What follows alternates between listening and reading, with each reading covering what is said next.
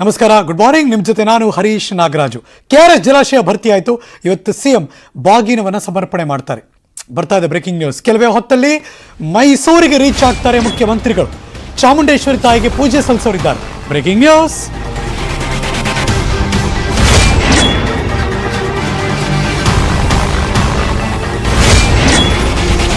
ಈಗಾಗಲೇ ಸ್ಕೆಡ್ಯೂಲ್ ಇದ್ದಿದ್ದು 9:45 ಅಂತ. 9:45 ಆಗಿ ಒಂದು 13-14 ನಿಮಿಷ ಎಕ್ಸ್ಟ್ರಾನೂ ಆಯಿತು. ಇನ್ನೂ ಚಾಮುಂಡಿ ಬೆಟ್ಟಕ್ಕೆ ಬಂದಿಲ್ಲ. ಬ್ರೇಕಿಂಗ್ ನ್ಯೂಸ್ ಸ್ವಲ್ಪ ಕರೆಕ್ಷನ್ ಮಾಡ್ಕೊಳ್ಳೋಣ. 9:45ಗೆ ಅದು ಸ್ಟಿಲ್ ಮುಖ್ಯಮಂತ್ರಿಗಳು ರೀಚ್ ಆಗಬೇಕು, ಚಾಮುಂಡಿ ಬೆಟ್ಟಕ್ಕೆ ಹೋಗ್ತಾರೆ. ಅದಾದಮೇಲೆ 11 ಗಂಟೆಗೆ ಕಬಿನಿ ಜಲಾಶಯ ಅಂತಿದೆ. ಇದು ಡಿಲೇ ಆದರೆ ಅದು ಡಿಲೇ ಆಗಿಬಿಡುತ್ತೆ. ಅದಾದಮೇಲೆ KRSಗೆ ಹೋಗಿ ಮಧ್ಯಾಹ್ನ 12:10 ಅಂತಿದೆ. ಅದು ಡಿಲೇ ಆದರೂ ಆಶ್ಚರ್ಯ ಇಲ್ಲ. ಸೊ ಒಂದು 15 ನಿಮಿಷ 20 ನಿಮಿಷ ಎಲ್ಲ ಹಿಂದೆ ಮುಂದೆ ಆಗೋ ಚಾನ್ಸಸ್ ಇರುತ್ತೆ. ಬಿಕಾಸ್ ಇನ್ನು ಚಾಮುಂಡಿ ಬೆಟ್ಟಕ್ಕೆ ಬಂದಿಲ್ಲ ಮುಖ್ಯಮಂತ್ರಿಗಳು. ಒಟ್ಟಿನಲ್ಲಿ ಇವತ್ತು ಕೆಲವೇ ಕ್ಷಣದಲ್ಲಿ ಚಾಮುಂಡಿ ಬೆಟ್ಟಕ್ಕೆ ಬರ್ತಾರೆ. ಆಮೇಲೆ ಕಬಿನಿ ಜಲಾಶಯಕ್ಕೆ ಬರ್ತಾರೆ. ಅದಾದಮೇಲೆ KRS ಡ್ಯಾಮ್ ಹತ್ರ ಬರ್ತಾರೆ. ಅಲ್ಲಿ ಜಲಾಶಯಕ್ಕೆ ಪೂಜೆ ಮಾಡ್ತಾರೆ. ಕಾವೇರಿ ಮಾತೆಗೆ ಬಾಗಿನವನ್ನು ಸಮರ್ಪಣೆ ಮಾಡ್ತಾರೆ. ಕಳೆದ ಬಾರಿಯೂ ಕೂಡ ಮುಖ್ಯಮಂತ್ರಿಗಳಾದ ಮೇಲೆ ಅವರು ಬಾಗಿನ ಸಮರ್ಪಣೆ ಮಾಡಿದರು. ಈ ಸರಿನೂ ಹೋಗ್ತಿದ್ದಾರೆ. ಇದು 2ನೇ ಬಾರಿಗೆ. ಮುಂದಿನ ಸರಿನೂ ಹೋಗ್ತಾರಾ ಗೊತ್ತಿಲ್ಲ, ಕಾದು ನೋಡಬೇಕು. ಬಿಕಾಸ್ ಮುಂದಿನ ಸರಿ ನಿರ್ಣಾಯಕ ಅದು ಏನಾಗುತ್ತೆ ಏನೋ ಅಂತ. ಬಟ್ ಈಗ ಮುಖ್ಯಮಂತ್ರಿಗಳು ಚಾಮುಂಡಿ ಬೆಟ್ಟಕ್ಕೆ ಹೋಗಿ ಚಾಮುಂಡಿ ತಾಯಿಯ ವರ್ಧಂತಿ ಉತ್ಸವದಲ್ಲಿ ಪಾಲ್ಗೊಂಡು ಪೂಜೆ ಮಾಡಿ ಆಶೀರ್ವಾದ ಪಡೆದು ಅಲ್ಲಿಂದ ಕಬಿನಿ ಜಲಾಶಯಕ್ಕೆ ಬಂದು ಅಲ್ಲೂ ಕೂಡ ಪೂಜೆ ನೆರವೇರಿಸಿ ಎಡಭಾಗದ ದೃಶ್ಯ ಅದು. ಎಕ್ಸ್ಟ್ರೀಮ್ ಲೆಫ್ಟ್ ಮತ್ತು ಎಕ್ಸ್ಟ್ರೀಮ್ ರೈಟ್ ಚಾಮುಂಡಿ ತಾಯಿ ಅಲ್ಲಿ ದೇವಸ್ಥಾನದ ಮುಂಭಾಗದ ದೃಶ್ಯ. ಆದಮೇಲೆ KRSಗೆ ಬರ್ತಾರೆ. ಅಲ್ಲಿ ಬಾಗಿನ ಸಮರ್ಪಣೆ ಮಾಡಿ ಅಲ್ಲೂ ಕೂಡ ಒಂದು ಸಾರ್ವಜನಿಕ ಉದ್ದೇಶಿಸಿ ಅಲ್ಲೂ ಮಾತಾಡ್ತಾರೆ.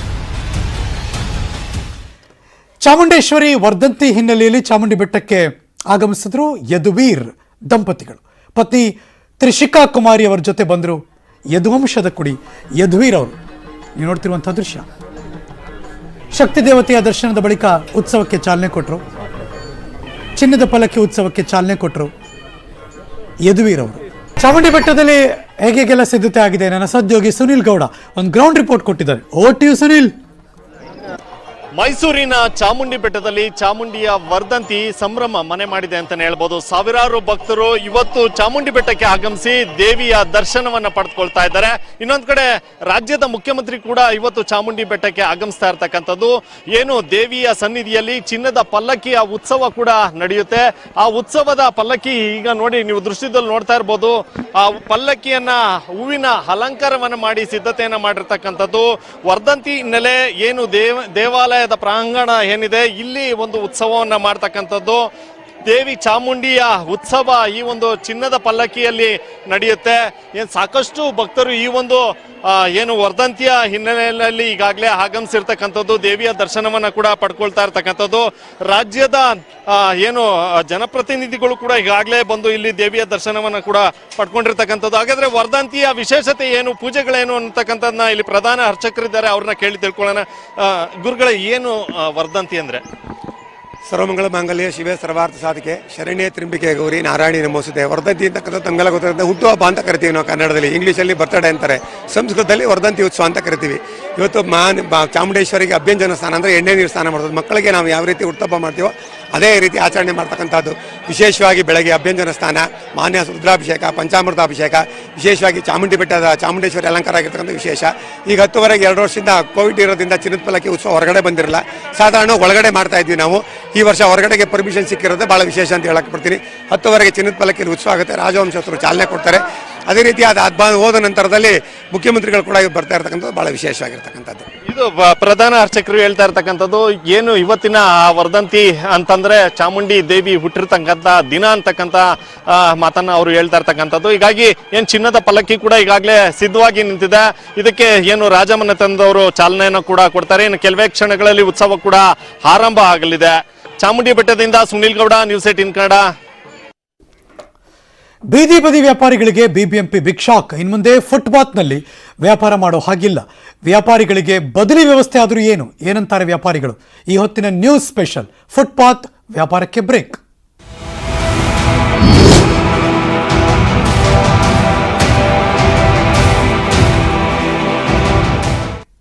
ಬೀದಿ ಬದಿ ವ್ಯಾಪಾರಿಗಳಿಗೆ ಬಿಬಿಎಂಪಿ ಶಾಕ್ ಕೊಡ್ತು. ಯಾಕೆಂದರೆ ಮುಖ್ಯ ರಸ್ತೆಗಳ ಫುಟ್ಪಾತ್ನಲ್ಲಿ ಫುಟ್ಪಾತ್ನಲ್ಲಿ ವ್ಯಾಪಾರಕ್ಕೆ ಬ್ರೇಕ್ ಹಾಕಿದ್ದಾರೆ. ಫುಟ್ಪಾತ್ ಅಂಗಡಿಗಳ ತೆರವಿಗೆ ಮುಂದಾಯಿತು ಈಗ ಪಾಲಿಕೆ.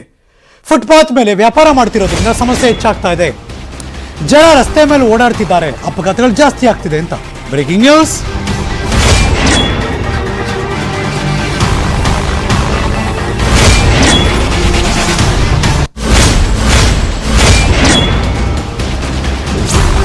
ಫುಟ್ಪಾತ್ನಲ್ಲಿ ವ್ಯಾಪಾರ ಮಾಡ್ತಿರೋದ್ರಿಂದ ಓಡಾಡಕ್ಕೆ ಜಾಗ ಆಗಲ್ಲ, ಹಾಗಾಗಿ ನಡ್ಕೊಂಡು ಓಡಾಡೋಲ್ಲ, ರೋಡ್ ಮೇಲೆ ಬರ್ತಾರೆ, ಆಗ ಅಪಘಾತಗಳು ಹೆಚ್ಚಾಗ್ತಾ ಇದೆ. ಟ್ರಾಫಿಕ್ ಪೊಲೀಸರ ಸೂಚನೆ ಮೇರೆಗೆ ಬಿಬಿಎಂಪಿ ನಿರ್ಧಾರ ಕೈಗೊಂಡಿದ್ದಾರೆ. ಅಪಘಾತಗಳನ್ನು ತಪ್ಪಿಸೋದಕ್ಕೆ ಬೀದಿ ಬದಿ ವ್ಯಾಪಾರಕ್ಕೆ ಪಾಲಿಕೆ ಬ್ರೇಕ್ ಹಾಕ್ತಾ ಇದೆ. ಮುಖ್ಯ ರಸ್ತೆಗಳ ಫುಟ್ಪಾತ್ ಮೇಲೆ ವ್ಯಾಪಾರ ಮಾಡದಂತೆ ಸೂಚನೆ ಕೊಟ್ಟಿದ್ದಾರೆ. ಬಿಬಿಎಂಪಿ ಮುಖ್ಯ ಆಯುಕ್ತ ತುಷಾರ್ ಗಿರಿನಾಥ್ ಇದ್ರ ಬಗ್ಗೆ ಹೇಳಿಕೆ ಕೊಟ್ಟರು.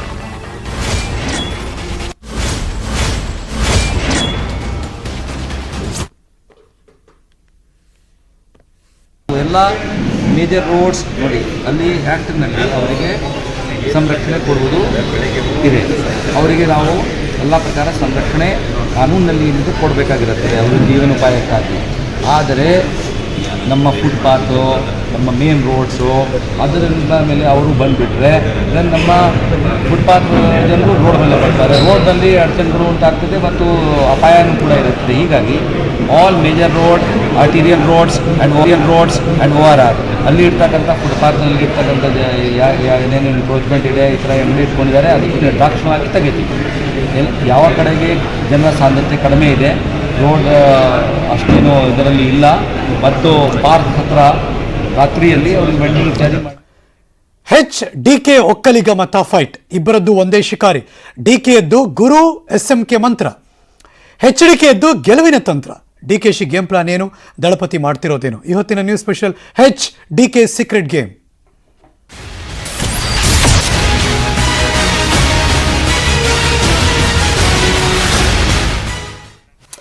ಮೈಸೂರು ಭಾಗದಲ್ಲಿ DK ಶಿವಕುಮಾರ್ ಭರ್ಜರಿ ಕ್ಯಾಂಪೇನ್ ಮಾಡ್ತಿದ್ದಾರೆ. ನಂಗೊಂದು ಅವಕಾಶ ಕೊಡಿ ಅಂತ ಮನವಿ ಮಾಡ್ಕೋತಿದ್ದಾರೆ. ರಾಮನಗರದ ನಡೆದ ಕಾರ್ಯಕ್ರಮದಲ್ಲಿ ಈ ರೀತಿ ಮನವಿ ಮಾಡಿಕೊಂಡ್ರು DK ಶಿವಕುಮಾರ್. ದೇವೇಗೌಡರಿಗೆ ಅವಕಾಶ ಕೊಟ್ರಿ, ಕುಮಾರಸ್ವಾಮಿ ಅವ್ರಿಗೆ ಅವಕಾಶ ಕೊಟ್ರಿ, ನನಗೂ ಕೊಡಿ ಎಂದ್ರು. Breaking news.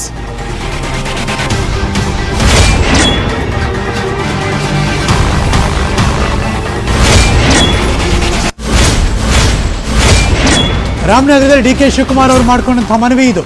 ನನಗೆ ಯಾವ ಹೂವಿನ ಹಾರವು ಬೇಡ, ನನ್ನ ಅಭ್ಯರ್ಥಿಯನ್ನು ಗೆಲ್ಲಿಸಿದ್ರೆ ಸಾಕು, ಅದೇ ದೊಡ್ಡ ಗೌರವ. ರಾಮನಗರದ ನಡೆದ ಕಾರ್ಯಕ್ರಮದಲ್ಲಿ DKಶಿ ಅವರ ರಿಕ್ವೆಸ್ಟ್ ಇದು. ಮೈಸೂರಿನಲ್ಲಿ DK ಶಿವಕುಮಾರ್ ಅವರ ಮಾತು ಮತ್ತು ರಾಮನಗರದಲ್ಲಿ ನನ್ನ ಕಡೆಯವ್ರನ್ನ ಗೆಲ್ಲಿಸ್ಕೊಡಿ ಅಂತ ಕೇಳ್ಕೊಂಡಂತಹ ಮಾತು. ಎರಡೂ ಕಡೆ ಏನು ಮಾತಾಡಿದ್ರು ಬನ್ನಿ ತೋರಿಸ್ತೀನಿ. ನಾನು ಸನ್ಯಾಸಿನಾ? ಕಾವಿ ಬಟ್ಟೆ ಹಾಕೊಂಡು ಬಂದಿದ್ದೀನಿ ಇಲ್ಲಿಗೆ, ಖಾದಿ ಬಟ್ಟೆ ಹಾಕ್ಕೊಂಡಿದ್ದೀನಿ. The party will decide. ನನಗೆ ಪಕ್ಷ ನನಗೆ ಸರ್ಕಾರ ಬರಬೇಕು, ನನಗೆ ನಾನು ಆಗೋದಕ್ಕಿಂತ ಸರ್ಕಾರ ಬರಬೇಕು. That is important. Definitely quite natural. Congress president has become after SM Krishna. The same community has become. That is what I have just disclosed before the community. I want this entire community to stand behind me. I want the voters of all the community. They should definitely they will have an opportunity. ನಮ್ಮ ಸಮುದಾಯದವ್ರಿಗೆ ಏನು ಹೇಳಿದ್ದೀನಿ ಅಂದರೆ, ಒಂದು ಹಂತಕ್ಕವರೆಗೂ ತಲುಪಿದ್ದೀನಿ. CM ಮಾಡೋದು ಯಾವಾಗ? ಕಾಂಗ್ರೆಸ್ ಅಧಿಕಾರಕ್ಕೆ ಬಂದಾಗ. ಅದಕ್ಕೇನು ಮಾಡಬೇಕು? ನೀವೆಲ್ಲ ನನ್ನ ಹಿಂದೆ ರ್ಯಾಲಿ ಆಗಿ ಅಂತ ಹೇಳಿದ್ದೀನಿ ಅವ್ರಿಗೆ. ನಾನಾಗೋದು ಬಿಡೋದು next point. But all of you should ನನ್ನ ಕೈಯನ್ನು ಬಲಪಡಿಸ್ಬೇಕಾದ್ರೆ ಎಲ್ಲ ಒಕ್ಕಲ್ತನ ಮಾಡೋರ್ಗೂ ಕೂಡ ನಾನು ಮನವಿ ಮಾಡ್ಕೊಂಡಿದ್ದೇನೆ. ಎಲ್ಲ ವೃತ್ತಿ ಮಾಡೋರು ಕೂಡ ಮನವಿ ಮಾಡ್ಕೊಂಡಿದ್ದೇವೆ. ಮೊದಲಿಂದ ಅದನ್ನು ನಾನು ಬೆಳೆಸ್ಕೊಂಡು ಬಂದಿದ್ದೇನೆ. ಒಂದು ಜಾತಿ ಒಂದು ಧರ್ಮಕ್ಕಲ್ಲ ನಾನು ನಾಯಕ, ಕಾಂಗ್ರೆಸ್ಗೆ ನಾಯಕ ನಾನು. ಸೊ ಈ ಕಾಂಗ್ರೆಸ್ನ ಕೊಡಿ ಛತ್ರಿ ಕೆಳಗಡೆ ನೀವೆಲ್ಲ ಇದ್ದೀರಿ. ಸೊ ನಿಮ್ಗೊಂದು ಅವಕಾಶನ ನೀವು ಅದನ್ನ ಹಾಳು ಮಾಡ್ಕೋಬೇಡಿ ಅಂತೇಳಿ ನಾನು ಅವ್ರಿಗೆಲ್ಲ ಕಿವಿ ಮಾತು ಹೇಳಿದ್ದೇನೆ. ಬೆಟ್ಟದಲ್ಲಿರುವಂತಹ ದೇವೆ, ದುರ್ಗದಲ್ಲಿರುವಂತಹ ದೇವು ಕೂಡ ಪ್ರಾರ್ಥನೆ ಮಾಡಿ ಬಂದಿದ್ದೇನೆ. ಇಲ್ಲೂ ಕೂಡ ನಾನು ಅದೇ ಪ್ರಾರ್ಥನೆಯನ್ನು ಕೂಡ ನಾನು ಮಾಡ್ತಾ ಇದ್ದೇನೆ. ನಿಮ್ ಕೇಳೋದಿಷ್ಟೇ, ನೀವು ಎಲ್ಲರಿಗೂ ಅವಕಾಶ ಮಾಡಿಕೊಟ್ಟಿದ್ದೀರಿ. ದೇವೇಗೌಡರಿಗೂ ಅವಕಾಶ ಮಾಡಿಕೊಟ್ಟಿದ್ದೀರಿ, ಕುಮಾರಣ್ಣಗೆ ಅವಕಾಶ ಮಾಡಿಕೊಟ್ಟಿದ್ದೀರಿ, ನನಗೂ ಅವಕಾಶ ಮಾಡಿಕೊಡಿ ಅಂತ ಹೇಳಿ ತಾಯಿಯ ಡಿಕೆಶಿ ಅವರ ಒಕ್ಕಲಿಗ ಟ್ರಂಪ್ ಕಾರ್ಡ್ಗೆ ಎಚ್.ಡಿ. ಕುಮಾರಸ್ವಾಮಿ ಅವರು ಕಿಡಿಕಾರರು. ನಾಡಿನಲ್ಲಿ ಬಹಳ ಜನರಿಗೆ ಸಿಎಂ ಆಗೋ ಆಸೆ ಇದೆ, ಆದರೆ ಚಾಮುಂಡೇಶ್ವರಿ ಇಚ್ಛೆ ಬೇರೆದೇ ಇದೆ ಎಂದರು ಎಚ್.ಡಿ. ಕುಮಾರಸ್ವಾಮಿ. Breaking news.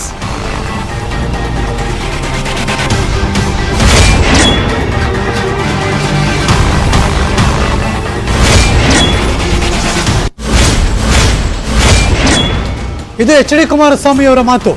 ತುಂಬಾ ಜನರಿಗೆ ಸಿಎಂ ಆಗೋ ಆಸೆ ಇದೆ, ಆದರೆ ಚಾಮುಂಡೇಶ್ವರಿ ತಾಯಿಗೆ ಇಚ್ಛೆ ಬೇರೆ ಇದೆ ಎಂದರು. ನನಗೆ ತಾಯಿ ಚಾಮುಂಡೇಶ್ವರಿ ಮೇಲೆ ನಂಬಿಕೆ ಇದೆ, ತಾಯಿ ಆಶೀರ್ವಾದದಿಂದ JDS ಅಧಿಕಾರಕ್ಕೆ ಬರುತ್ತೆ. ರಾಮನಗರದ ಎಚ್.ಡಿ. ಕುಮಾರಸ್ವಾಮಿ ಅವರ ಹೇಳಿಕೆ ಇದು. ನನ್ನ ರಾಮನಗರ ಅಂತಕ್ಕಂಥದ್ದು ನನ್ನ ಹೃದಯದಲ್ಲಿ ಇಟ್ಕೊಂಡಿದ್ದೆ. ನಾನು ಯಾವುದೇ ಮಾತುಗಳಿಗೆ ಅಪಪ್ರಚಾರಗಳಿಗೆ ಎಂದೂ ಬಲಿಯಾಗದೆ ನನ್ನ ಒಂದು ಸಂಕಲ್ಪ ಏನಿಟ್ಟಿದ್ದೇನೆ, ಆ ಸಂಕಲ್ಪದ ಹೋರಾಟಕ್ಕೆ ಈ ಚಾಮುಂಡೇಶ್ವರಿ ತಾಯಿಯ ಕರಗ ಮಹೋತ್ಸವದಲ್ಲಿ ನಿಮ್ಮಗಳ ಆಶೀರ್ವಾದವನ್ನು ಪಡೆದು ಹೋರಾಟಕ್ಕೆ ಏನು ಸಜ್ಜನಾಗಿ ಹೊರಟಿದ್ದೇನೆ, ಸಿದ್ಧತೆಗಳನ್ನು ಮಾಡಿದ್ದೇನೆ. ನಿಮ್ಮ ಒಂದು ಆಶೀರ್ವಾದವೇ ನನ್ನ ಹೋರಾಟಕ್ಕೆ ಶಕ್ತಿ ಅಂತಕ್ಕಂಥದ್ದನ್ನ, ರಕ್ಷೆ ಅಂತಕ್ಕಂಥ ಒಂದು ವಿಶ್ವಾಸದಲ್ಲಿ ಏನು ಹೊರಟಿದ್ದೇನೆ. ಧಾರ್ಮಿಕ ಕೇಂದ್ರಗಳಲ್ಲಿ ಲೌಡ್ ಸ್ಪೀಕರ್ ಬಳಕೆ ವಿಚಾರ. ಲೌಡ್ ಸ್ಪೀಕರ್ ಬಳಕೆಗೆ ಅನುಮತಿ ಕೋರಿ ಸಾವಿರಾರು ಗಟ್ಟಲೆ ಅರ್ಜಿ ಬಂದಿದೆ. ಬೆಂಗಳೂರು ಸಿಟಿನಲ್ಲಿ ಇದುವರೆಗೆ ಬರೋಬ್ಬರಿ 1530 ಅರ್ಜಿ ಸಲ್ಲಿಕೆ ಆಗಿದೆ. Breaking news.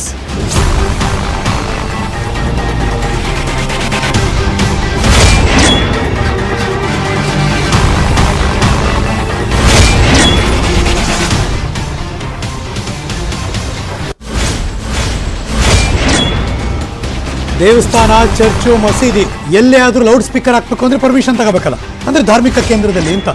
ಇದೀಗ ಪರ್ಮಿಷನ್ ಕೊಡಿ ಅಂತ ಸಾವಿರಾರು ಗಟ್ಟಲೆ ಅರ್ಜಿ ಬಂದಿದೆ. ಬರೀ ಬೆಂಗಳೂರು ಸಿಟಿನಲ್ಲಿ 1530 ಅರ್ಜಿ. ಪೊಲೀಸ್ ಇಲಾಖೆಗೆ ಅನುಮತಿ ಕೋರಿ 1530 ಅರ್ಜಿ ಬಂದಿದೆ. ಮಂದಿರಗಳಿಗಿಂತ ಚರ್ಚ್, ಮಸೀದಿಗಳದ್ದೇ ಹೆಚ್ಚು ಅರ್ಜಿ ಬಂದಿದೆಯಂತೆ. ಅದರಲ್ಲೂ ಸಿಂಹಪಾಲು ಮಸೀದಿಗಳದ್ದು, ಅಲ್ಲಿಂದನೇ ಅರ್ಜಿ ಹೆಚ್ಚು ಬಂದಿದೆ. ಇದುವರೆಗೆ 1500 ಅಪ್ಲಿಕೇಶನಲ್ಲಿ 797 ಮಸೀದಿಗಳ ಲೌಡ್ ಸ್ಪೀಕರ್ ಬಳಕೆಗೆ ಅವಕಾಶ ಕೊಡಿ ಅಂತ ಕೇಳಿರೋದು. 797 ಅರ್ಜಿಲಿ 762 ಮಸೀದಿಗಳಿಗೆ ಪೊಲೀಸ್ ಇಲಾಖೆ ಅನುಮತಿ ಕೊಟ್ಟಿದೆ. ಪರಿಸರ ಇಲಾಖೆ ನಿಯಮಗಳ ಅನ್ವಯ ಅನುಮತಿ ಕೊಟ್ಟಿದ್ದಾರೆ ಇಲಾಖೆಯವರು. 358 ಚರ್ಚ್ಗಳಿಂದ ಲೌಡ್ ಸ್ಪೀಕರ್ ಬಳಕೆಗೆ ಅರ್ಜಿ ಸಲ್ಲಿಕೆ ಆಗಿದೆ. ಅದರಲ್ಲಿ 320ಕ್ಕೆ ಅನುಮತಿ ಕೊಟ್ಟಿದ್ದಾರೆ. ಮಸೀದಿ, ಚರ್ಚ್ಗಳಿಗಿಂತ ಮಂದಿರಗಳ ಸಂಖ್ಯೆಯಲ್ಲಿ ಬಹಳ ಕಡಿಮೆ. ಇದುವರೆಗೆ 10 ಲೈಸೆನ್ಸ್ ರದ್ದಾಗಿದೆ. 79 ಲೈಸೆನ್ಸ್ ಪರಿಶೀಲನೆ ಹಂತದಲ್ಲಿದೆ.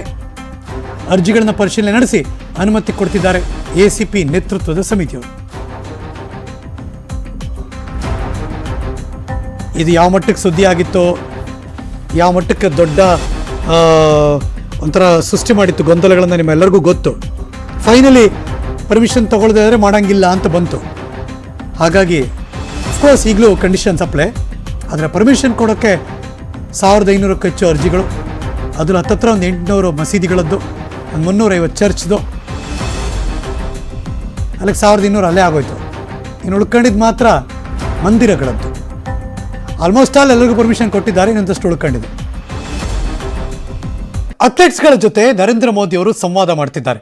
ಭಾರತೀಯ ಅಥ್ಲೆಟ್ಸ್ಗಳಿಗೆ ಮೋದಿ ಅವರು ಶುಭಾಶಯ ಕೊಡ್ತಿದ್ದಾರೆ. ಕಾಮನ್ವೆಲ್ತ್ ಕ್ರೀಡಾಕೂಟಕ್ಕೆ ತೆರಳುವ ಸ್ಪರ್ಧಿಗಳಿಗೆ ನರೇಂದ್ರ ಮೋದಿ ಅವರು ಶುಭಾಶಯ ಬರ್ತಿದೆ. ಬರ್ಮಿಂಗ್ಹ್ಯಾಮ್ನಲ್ಲಿ ನಡೀತಿರುವಂತಹ ಕಾಮನ್ವೆಲ್ತ್ ಗೇಮ್ಸ್ ಜುಲೈ 28ರಿಂದ ಶುರುವಾಗುತ್ತೆ, ಆಗಸ್ಟ್ 8ನೇ ತಾರೀಕು ಅಂತ ನಡೆಯುತ್ತೆ. ಈ ಕ್ಷಣ ಬರ್ತಿರುವಂತಹ ಲೈವ್ ವಿಡಿಯೋ ಕಾನ್ಫರೆನ್ಸ್ ಮೂಲಕ ಅವರೆಲ್ಲರಿಗೂ ಕೂಡ ಶುಭಾಶಯ ಕೊಡ್ತಿದ್ದಾರೆ ಪ್ರಧಾನಮಂತ್ರಿಗಳು. सर मैं वेस्ट बंगाल से हूँ, मैं अभी बर्मिंघम कर रहा हूँ सर.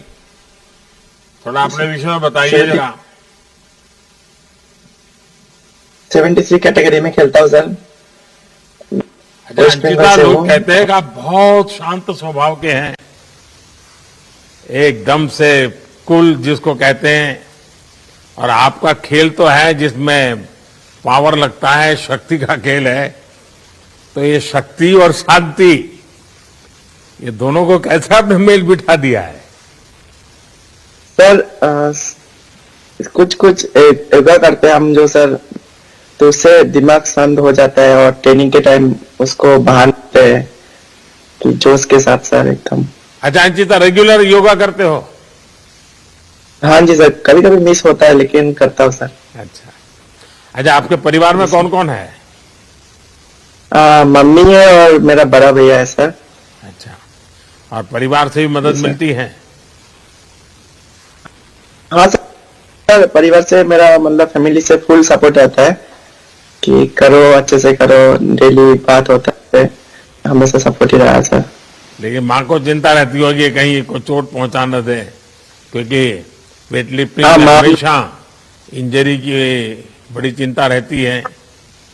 तो जी सर, माँ जब बात करता हूँ माँ से तो उन लोग भी अच्छे से खेलो। देखिए, मैं चाहता हूं कि आपको बहुत प्रगति हो, बहुत लाभ मिले आपको, और काफी प्रगति करें आप। अच्छा, आपने खुद को कैसे इंजरी से बचाया? इसकी कोई विशेष तैयारी की है क्या? नहीं सर, इंजरी तो सर आता रहता है, लेकिन उसके लिए सर हम फिर उसके ऊपर थोड़ा ध्यान देते हैं, क्या मैंने गलती किया इसलिए टाइप में वैसे इंजरी आया, उसको मैंने फिर ठीक किया, फिर धीरे धीरे फिर इंजरी भी चलते गया, नहीं आया सर। अच्छा अंजित साहब, मुझे बताया कि आप तो सिनेमा देखने के बड़े शौकीन हैं, फिल्में देखा करते हैं? तो ट्रेनिंग के बाद तो समय नहीं मिलता होगा आपको? हाँ सर, तो नहीं मिलता है, लेकिन कभी कभी जब फ्री होता है तो थोड़ा देख लेता हूँ सर। तो इसका मतलब कि वहां से मेडल लेकर के आओगे, उसके बाद यही काम रहेगा फिल्म देखने का? नहीं सर। चलिए, मेरी तरफ से आपको शुभकामनाएं, और मैं आपके परिवार को भी उनकी सराहना करना चाहूंगा, विशेष करके आपके माताजी और आपके भाई को प्रणाम करता हूं कि जिन्होंने आपकी तैयारी में कोई कमी नहीं आने दी है। मेरा मानना है कि जब कोई खिलाड़ी बनता है तो खिलाड़ी के साथ ही पूरे परिवार को तपस्या करनी पड़ती है। आप कॉमनवेल्थ में अपना सबसे अच्छा प्रदर्शन कीजिए, आपकी माताजी के साथ ही देश के लोगों का आशीर्वाद आपके साथ है। अंचिता, बहुत बहुत शुभकामनाएं आपको। धन्यवाद सर, धन्यवाद सर।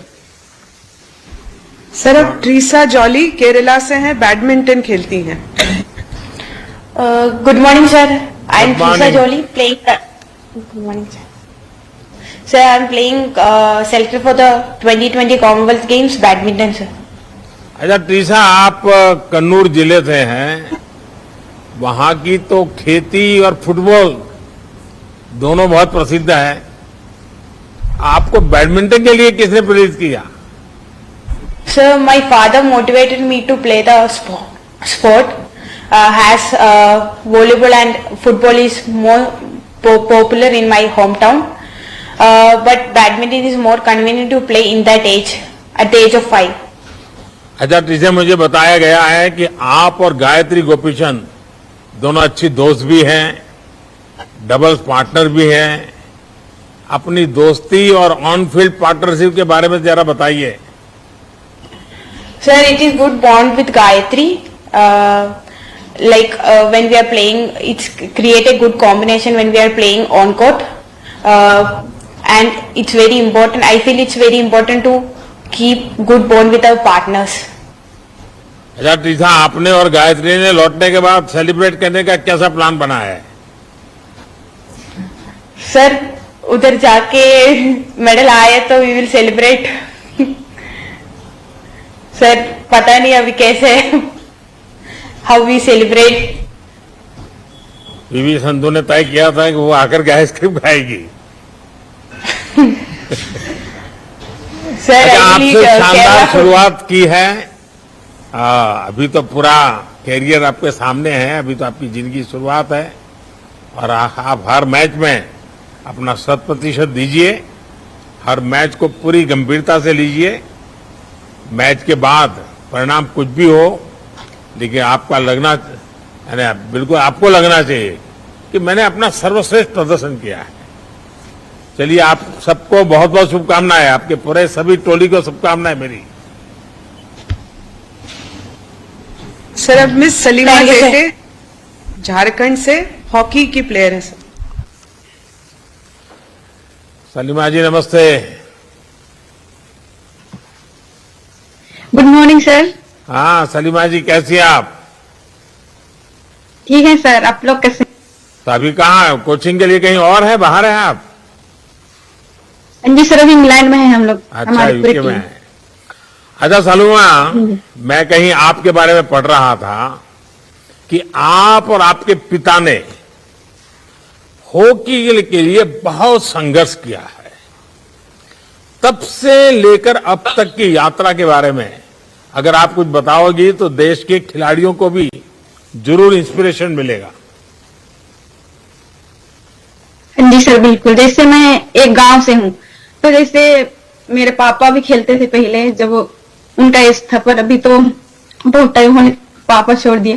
तो मैं उनके साथ कहीं भी पापा जाते थे खेलने के, तो मैं उनके साथ साइकिल में जाती थी खेलने उसके साथ। बस मैं बैठ के देखती थी कि मतलब कैसे गेम होता है। मैं पापा से सीखना चाहती थी कि मैं कैसे सीखूं हॉकी, मुझे भी हॉकी खेलना है। जैसे असुमता लकड़ा जैसे झारखंड से हुई, तो उनको मैं देखती थी कि मतलब इतने प्लेयर कैसे ये है, तो मुझे वैसे बनना है।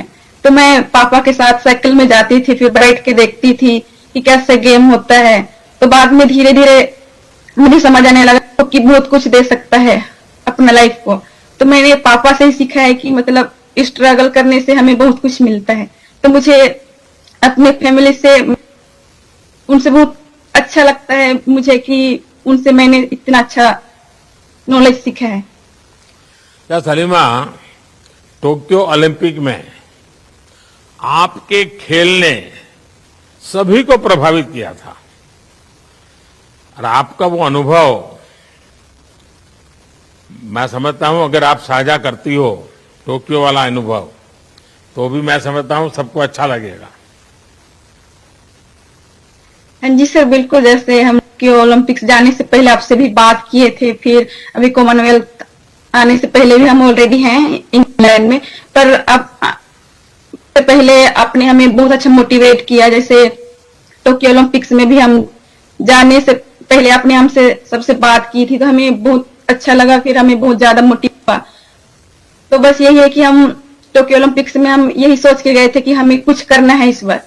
तो हम इस टूर्नामेंट में भी हम यही सोच के आए हैं कि हमें करना है। जैसे टोक्यो ओलंपिक्स में हमें जैसे कोविड भी था, तो हमें बहुत डिफिकल्ट हुआ था। जैसे साई में बहुत ज्यादा हमें ऑर्गेनाइज किया हुआ था। जैसे पहले वहां बहुत अच्छा हमारे लिए ऑर्गेनाइज किया हुआ था कि हम टोक्यो में जाके बहुत कुछ सीख के आए, फिर अपने दम पर बहुत कुछ करके आए। तो बस आप लोग हमें ऐसे सपोर्ट कीजिए ताकि हम और आगे तक जाएं। जैसे टोक्यो ओलंपिक्स हमारी एक बहुत अच्छा पहचान थी, जैसे हमने बहुत अच्छा खेला हमारी टीम।